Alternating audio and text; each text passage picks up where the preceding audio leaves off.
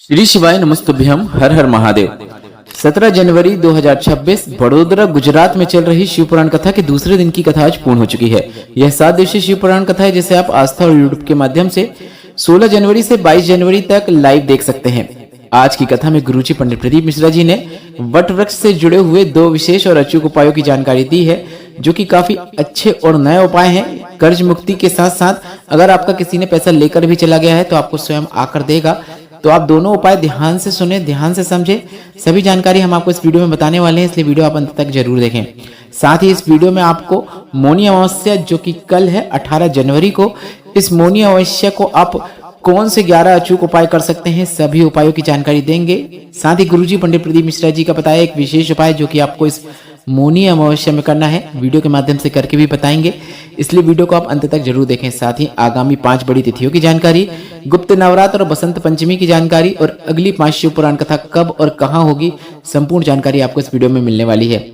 आज 17 जनवरी दूसरे दिन की श्री शिव महापुराण कथा में गुरुजी पंडित प्रदीप मिश्रा जी ने कुल 31 उपाय पत्र और उपयोगी जानकारियां दी हैं। सभी जानकारी हम आपको इस वीडियो के माध्यम से देने वाले हैं। अगर किन्हीं कारणवश आपने 17 जनवरी 2026 की श्री शिव पुराण कथा, जो कि बड़ोदरा गुजरात में चल रही है, उसे नहीं श्रवण कर पाए हैं तो संपूर्ण कथा का रसतत्व आपको इस छोटे से वीडियो से प्राप्त होने वाला है। बढ़ते हैं आज की कथा की पहली विशेष जानकारी की ओर। कथा शुरू होते ही गुरुजी ने कहा, जो व्यक्ति शिव की साक्षी में पहुंच जाता है, अब संसार का कोई भी व्यक्ति हो, जलचर हो, थलचर हो या फिर वायुचर हो, जो भी शंकर भगवान के साक्षी में पहुंचता है अर्थात उनके समीप पहुंचता है, भगवान भोलेनाथ की कृपा उसे प्राप्त होती ही है और उसके जीवन में वह ऐसे कार्य करना शुरू कर देता है जिससे वह अपने जीवन में उन्नति ही प्राप्त करता चला जाता है। बढ़ते हैं आज की कथा की दूसरी विशेष जानकारी की ओर। गुरुजी ने कहा, व्यक्ति की चाल 2 कारण से बदलती है, धन से और धर्म से। धन से तात्पर्य है, ऐसे में व्यक्ति अभिमानी हो जाता है, मैं कर सकता हूं, मैं मेरे कारण यह हो रहा है, या मैं ही ये कर सकता हूं, इस प्रकार के शब्द बोलना शुरू कर देता है। और धर्म से, अगर व्यक्ति की चाल धर्म से बदली है तो वह खुद तो सुख और शांति का अनुभव करता ही है, पर उसके संपर्क में जितने भी लोग आते हैं वे सभी सुख और शांति का अनुभव करते हैं, यह निश्चितता है। बढ़ते हैं आज की कथा की तीसरी विशेष जानकारी की ओर। गुरुजी ने कहा, अगर कोई पूजन करता है तो और उसके पूजन में अगर कोई मदद करता है तो उस पूजन में मदद करने वाले को भी पूजन करने वाले के जो पुण्य फल होता है उसका 10वां भाग प्राप्त होता है। बढ़ते हैं आज की कथा की चौथी विशेष जानकारी की ओर। गुरुजी ने कहा, अगर आपको अधिक मात्रा में बेलपत्र प्राप्त होती है या पुष्प प्राप्त होता है या धतूरा प्राप्त होता है, मतलब जो भी चीज जो भोलेनाथ को अर्पित की जाती है अधिक मात्रा में प्राप्त हो रही है, तो आपको अपने पड़ोस में अपने परिचित को वह चीज जरूर देना चाहिए, क्योंकि वह जब उसे अर्पित करेगा तो उसका भी जो पुण्य भाग होगा, उसकी भी जो किस्मत में लिखा होगा वह तो उसे प्राप्त होगा ही, पर ना जाने उसके पुण्य भाग का कौन सा भाग आपको प्राप्त हो जाए जिसमें आपकी किस्मत में अगर कुछ लिखा भी ना है, जो उसकी किस्मत में लिखा है वह भी आपको प्राप्त हो जाता है। इसलिए अगर आपके पास अधिक मात्रा में बेलपत्र है, पुष्प है या कोई भी सामग्री है तो आपको उसे बांटना जरूर चाहिए। बढ़ते हैं आज की कथा की 5वीं विशेष जानकारी की ओर। मनीला पटेल जी पत्र लेकर आई, जिसमें उन्होंने लिखा, मेरा बेटा बहू के यहाँ संतान सुख नहीं था, पूरा ट्रीटमेंट लेने के बाद भी लाभ नहीं हो रहा था। वहीं हॉस्पिटल में गए तो हॉस्पिटल के एक स्वीपर ने सीहोर जाने को कहा। हमने सीहोर जाकर रुद्राक्ष प्राप्त किया, रुद्राक्ष जल का आचमन करना शुरू किया, पशुपतिनाथ व्रत किया, सफेद आंकड़े की जड़ का प्रयोग किया, बेटा बहू के यहाँ संतान सुख हो गया है, उसी का आभार व्यक्त करने हम कथा पंडाल में आए हैं। बढ़ते हैं आज की कथा की 6वीं विशेष जानकारी की ओर। गुरुजी ने कहा, अभी यह कथा 1 से 4 बजे तक चल रही है, पर बहुत अत्यधिक मात्रा में धूप होने की वजह से बचे हुए दिनों की कथा को ढलते हुए समय पर, मतलब 2 बजे से 5 बजे तक रखा जा रहा है, ताकि अधिक धूप न सहन करना पड़े। बढ़ते हैं आज की कथा की 7वीं विशेष जानकारी की ओर। गुरुजी ने कहा, बस इस बात का आपको ध्यान रखना है, जीवन में अपनी जिह्वा और अपनी निगाह फिसलना नहीं चाहिए। अगर कोई आपको गाली भी दे दे तो हमें उसे गाली नहीं देना है, इस बात का हमें हमेशा ध्यान रखना चाहिए। बढ़ते हैं आज की कथा की 8वीं विशेष जानकारी की ओर। कल्पना पटेल जी पत्र लेकर आई, जिसमें उन्होंने लिखा, आपकी कथा 2 साल से सुन रही हूँ, ना हमारा मकान था ना हमारी नौकरी थी, यहाँ वहाँ काम करते रहते थे, जैसे तैसे हम घर चलाते थे। सुना था कथा पंडाल में अगर किसी का मुख झूठा कराओ तो बाबा हमें कुछ न कुछ जरूर प्रदान करते हैं। हमने पानी पिलाने का सोचा, पर हमारे पास इतना पैसा नहीं था कि हम पानी भी पिला सके। फिर हमने सोचा कि तेल की जो कैन होती है उसमें ही पानी भरकर ले जाएंगे और वहां शिव भक्तों को पिलाएंगे। हमने ऐसा किया और सोचा भी नहीं था कि पानी पिलाने का यह फल मिलता है।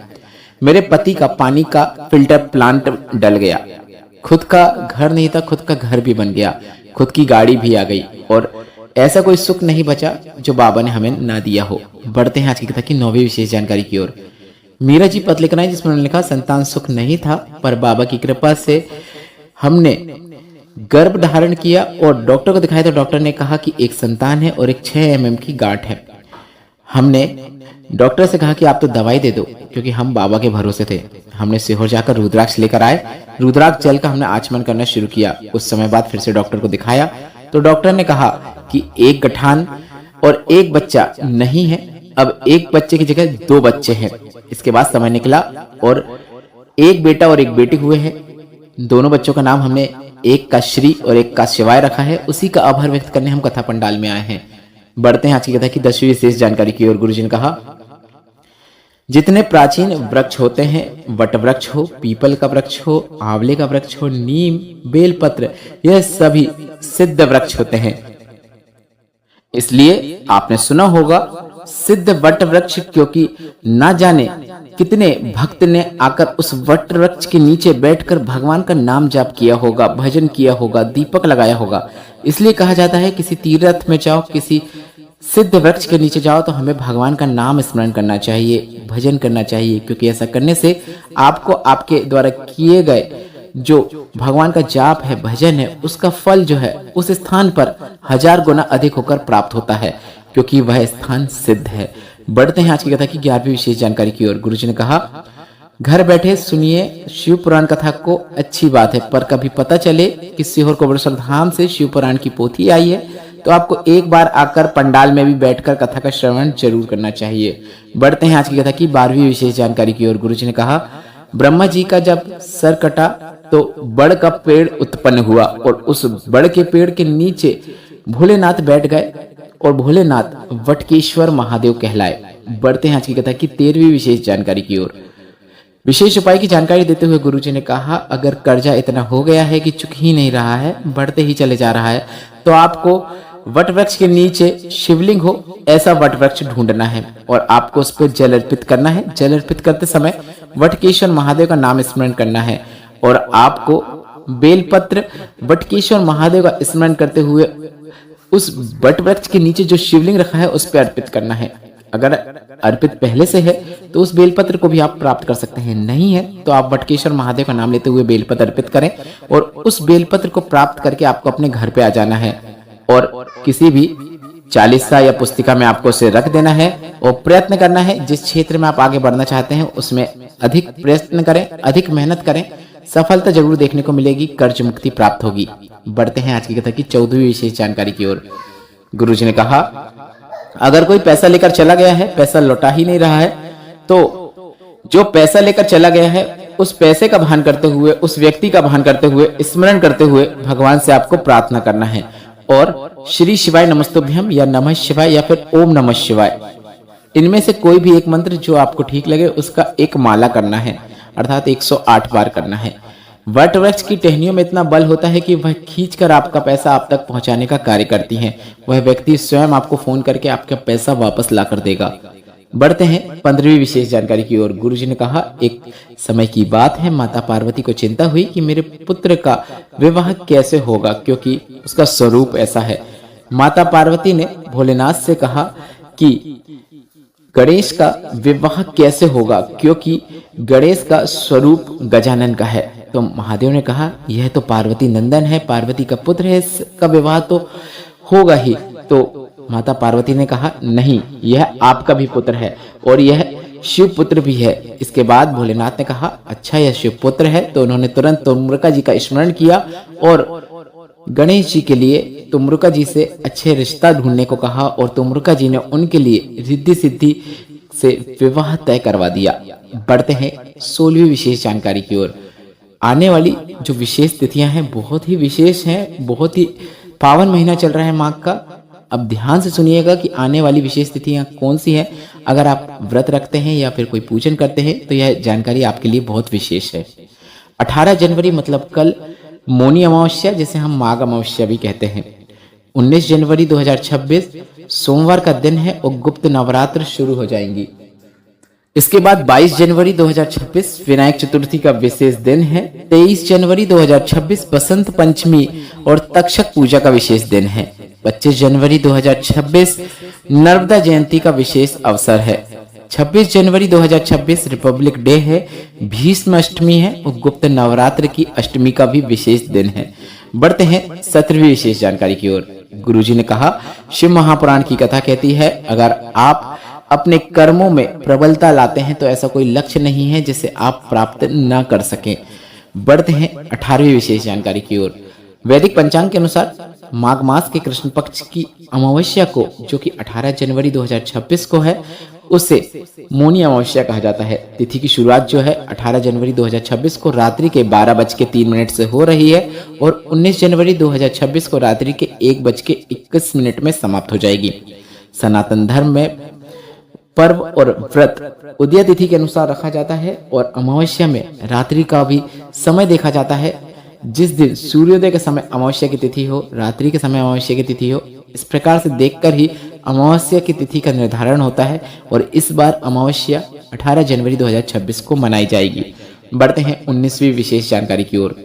अमावस्या तिथि पितरों को समर्पित मानी जाती है। जब यह माघ माह में आती है तो धार्मिक महत्व इसका और अत्यधिक बढ़ जाता है। माघ माह में किया गया स्नान अमृत के समान फल प्रदान करता है। इस दिन गंगा, यमुना, सरस्वती या फिर किसी भी पवित्र नदी में स्नान करने से पाप कर्मों का नाश होता है, पितरों की आत्मा को शांति मिलती है, जीवन के कष्ट और बाधाएं दूर होती चली जाती हैं। माघ मेले में संगम में देश भर के तीर्थ स्थानों पर लाखों श्रद्धालु मौनी अमावस्या के दिन आस्था की डुबकी लगाते हैं। मान्यता है कि इस दिन किया गया स्नान व्यक्ति को मोक्ष के मार्ग की ओर अग्रसर करता है। बढ़ते हैं 20वीं विशेष जानकारी की ओर, जो कि गुरुजी पंडित प्रदीप मिश्रा जी का बताया एक विशेष उपाय है जो कि अमावस्या की तिथि में किया जाता है, जिसे आपको इस 18 जनवरी की मौनी अमावस्या के दिन जरूर करना है। आप सुबह से लेकर शाम तक कभी भी किसी भी समय यह उपाय कर सकते हैं। यह उपाय करने से आपको आपके पितरों का आशीर्वाद प्राप्त होता है, घर में कभी क्लेश नहीं होता है, घर में पैसा बीमारियों में नहीं जाता है और एक कमाओ सवा खर्च वाली जो स्थिति है वह दूर हो जाती है। काफी सरल और आसान उपाय है। चंदन लेकर आपको भोलेनाथ के मंदिर पहुंच जाना है और भोलेनाथ के मंदिर पहुंचने के बाद चंदन की 7 बिंदियां 7 अलग अलग स्थानों पे आपको लगाना है। यह उपाय आप वीडियो के माध्यम से भी देखकर समझ सकते हैं कि यह उपाय आपको किस प्रकार से करना है। सबसे पहले गणेश भगवान के स्थान पर आपको चंदन की 1 बिंदी लगाना है। इसके बाद शरण कार्तिकेय भगवान के स्थान पर, इसके बाद माता शोक सुंदरी के स्थान पर, इसके बाद शिवलिंग का कटे भाग माता पार्वती के स्थान पर, इसके बाद अगर ऊपर जलाधारी बंधी है तो उसमें 5वीं बिंदी ऊपर बंधी हुई जलाधारी पे लगाना है। अगर ऊपर जलाधारी नहीं बंधी है तो यह बिंदी आप शिवलिंग पे लगा सकते हैं। शंकर भगवान की 5 बेटियां जो जलाधारी में रहती हैं, जिनका स्थान है वहां पर जया, विषहरा, शामली वाली 2 तली देव, उनका नाम लेते हुए 5वीं बिंदी आप शिवलिंग पे लगा सकते हैं। 6वीं बिंदी जो रहेगी आपको नंदी के जो दोनों सींग होते हैं, दोनों सींगों में 6वीं बिंदी लगा देना है। 7वीं और अंतिम बिंदी आपको शिवलिंग पे लगा देना है। बस इतना ही करना है। यह उपाय करने से भोलेनाथ के साथ साथ आपको आपके पितरों का भी आशीर्वाद प्राप्त होता है और आपके जीवन में आपको सुख, समृद्धि और उन्नति देखने को मिलती है। बढ़ते हैं 21वीं विशेष जानकारी की ओर। मौनी अमावस्या पर आपको मौन और गंगा स्नान का बहुत अत्यधिक महत्व माना जाता है। हिंदू धर्म की मान्यताओं के अनुसार मौन रहकर साधना करने पर मनुष्य का मन संतुलित रहता है और उसके भीतर सकारात्मकता मतलब पॉजिटिविटी बढ़ती है। मौन साधना करने पर व्यक्ति को वाणी से संबंधित किसी प्रकार का कोई दोष नहीं लगता है। बढ़ते हैं 22वीं विशेष जानकारी की ओर। मौनी अमावस्या के पर्व को पितरों की पूजा के लिए अत्यधिक उत्तम माना गया है। ऐसे में इस दिन विशेष रूप से आपको पितरों को श्राद्ध, तर्पण और पिंडदान आदि करना चाहिए। अगर यह संभव नहीं है तो पितरों के निमित्त अन्न, धन या फिर गर्म वस्त्र का दान जरूर करना चाहिए। बढ़ते हैं 23वीं विशेष जानकारी की ओर। हिंदू मान्यता के अनुसार मौनी अमावस्या के पर्व पर प्रयागराज के त्रिवेणी संगम पर तट पर पितरों के लिए स्नान ध्यान करने के बाद गंगा जल के साथ कुश और काले तिल मिलाकर पितरों का तर्पण करना चाहिए। बढ़ते हैं 24वीं विशेष जानकारी की ओर। पितरों का आशीर्वाद प्राप्त करने के लिए व्यक्ति को मौनी अमावस्या वाले दिन स्नान ध्यान के बाद विशेष रूप से पितृ सूक्त या फिर पितृ कवच का पाठ करना चाहिए। पितृ कवच का पाठ करें या फिर पितृ सूक्त का पाठ करें। मौनी अमावस्या के दिन पितरों का आशीर्वाद प्राप्त करने के लिए सायंकाल में प्रदोष काल में अपने घर में दक्षिण दिशा की ओर मुख करते हुए सरसों का तेल का एक दीपक जो कि चौमुखी होना चाहिए उसे प्रज्वलित करना चाहिए। बढ़ते हैं 25वीं विशेष जानकारी की ओर। मौनी अमावस्या के दिन तुलसी शाम के समय तुलसी जी के पास शुद्ध घी का आपको दीपक लगाना है। उसकी परिक्रमा करके सुख शांति और सौभाग्य की कामना करना है। हिंदू मान्यता के अनुसार तुलसी जी को माता लक्ष्मी का स्वरूप माना गया है। ऐसे में धन की देवी को प्रसन्न करने के लिए पूजा का यह उपाय आपको अवश्य करना है। बढ़ते हैं 26वीं विशेष जानकारी की ओर। मौनी अमावस्या पर तुलसी की ही तरह पीपल के वृक्ष की भी पूजन करने का अत्यधिक महत्व है। काफी शुभ और फलदायी माना गया है। ऐसे में मौनी अमावस्या के दिन पीपल के वृक्ष में आपको दूध मिलाकर जल जरूर अर्पित करना है, दीप दान करना है और उसकी परिक्रमा करना है। कभी भी कर सकते हैं, पर दीपक अगर लगा रहे हैं तो वह शाम को लगाएंगे तो काफी अच्छी बात है। बढ़ते हैं 27वीं विशेष जानकारी की ओर। सनातन परंपरा में किसी भी पर्व या पूजा का पुण्य फल प्राप्त करने के लिए स्नान के साथ दान को भी उत्तम माना गया है। ऐसे में मौनी अमावस्या का पुण्य फल प्राप्त करने के लिए व्यक्ति को इस दिन जितना सामर्थ्य है उस अनुसार गर्म कपड़े, अन्न, पका हुआ भोजन और धन का दान जरूर करना चाहिए। बढ़ते हैं 28वीं विशेष जानकारी की ओर। हिंदू मान्यता के अनुसार तमाम तरह के दान में गुप्त दान सबसे अत्यधिक उत्तम माना गया है। ऐसे में मौनी अमावस्या का पुण्य फल प्राप्त करने के लिए व्यक्ति को दान का महिमा सभी को बताना नहीं चाहिए। अगर वह गुप्त दान कर सके तो जरूर करना चाहिए। दूसरों की मदद करे या फिर आपको जो मदद आप कर रहे हैं उसको आपको किसी अन्य व्यक्ति को नहीं बताना है, यह भी गुप्त दान कहलाता है। बढ़ते हैं 29वीं विशेष जानकारी की ओर।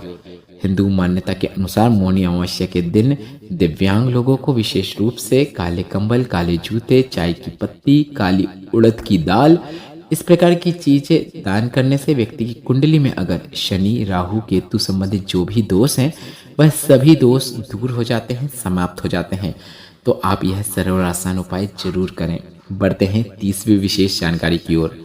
हिंदू मान्यता के अनुसार अमावस्या के दिन धन की देवी माता लक्ष्मी की पूजा करना विशेष फलदायी है। ऐसे में धन धान्य की कामना करने वाले व्यक्ति को अमावस्या के दिन अपने पूरे घर की साफ सफाई करने के बाद बेकार की चीजों को बाहर निकाल देना चाहिए। शाम के समय पूरे घर में आपको विशेष स्थानों पर दीपक जरूर प्रज्वलित करना चाहिए। माता लक्ष्मी की विशेष साधना आराधना करना चाहिए। अगर कोई मंत्र जाप करते हैं तो वह करिए, अन्यथा आप नाम जाप भी करेंगे तो उसका भी पुण्य फल आपको निश्चित प्राप्त होता है।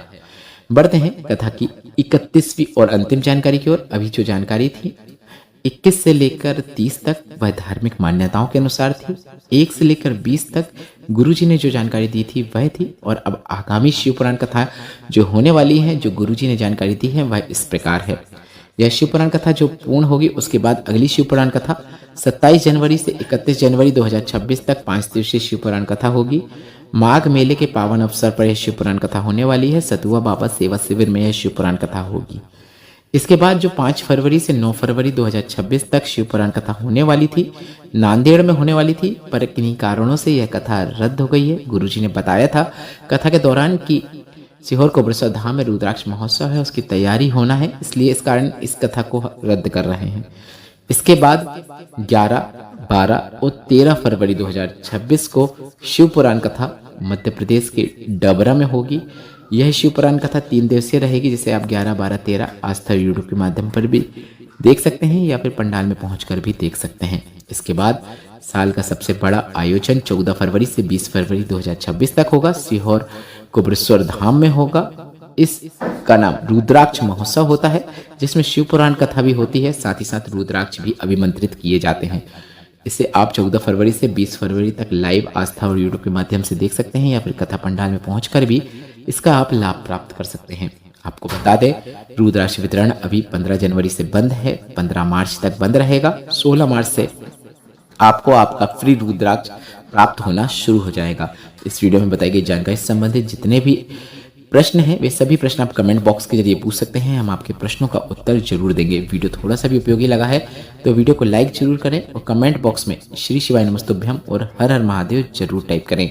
और जिन्होंने हमें व्हाट्सएप के माध्यम से सहयोग राशि भेजी है उन सभी का बहुत बहुत आभार। और जिन्होंने हमें यूट्यूब के मेंबरशिप ली है, यूट्यूब के माध्यम से हमें ज्वाइन किया है, मेंबर हमारे बने हैं, उन सभी का भी बहुत बहुत आभार। और हमने एक प्रयास किया है कि जो हमारे YouTube के मेंबर होते हैं उनके लिए हम मेंबर्स ओनली पोस्ट सिर्फ रविवार के लिए एक वीडियो बनाएंगे या फिर लाइव आएंगे जिसमें हम कुछ जानकारियाँ कुछ उपाय बताएंगे जो उपयोगी होंगे। इसलिए आप मेंबर हैं तो आपको उसका भी लाभ देखने को मिलेगा। वीडियो को लाइक करें, कमेंट बॉक्स में हर हर महादेव जरूर टाइप करें। श्री शिवाय नमस्तुभ्यम, हर हर महादेव।